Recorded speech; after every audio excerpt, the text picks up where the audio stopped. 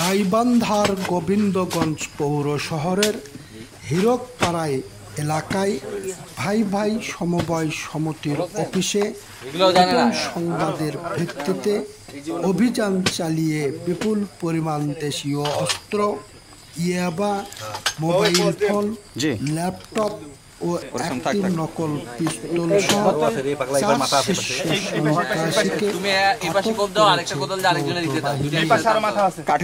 শুক্রবার দিবাগত রাতে গাইবান্ধার ক্যাম্পের মেজর ইনজামামুল আলমের নেতৃত্বে এই অভিযান পরিচালনা করা হয়।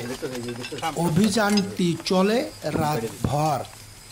অভিযান চলাকালে 4 জন শীর্ষ সন্ত্রাসীকেও আটক করার খবর পাওয়া গেছে। আটককৃতরা হলেন সুজারু আজাদ, আসাদ, মোশাররফ হোসেন ও ছোটন। বিপুল পরিমাণ অস্ত্র আটকের ঘটনায় সেনাবাহিনীর এই সফল অভিযানে এলাকায় স্বস্তি নেমে এসেছে।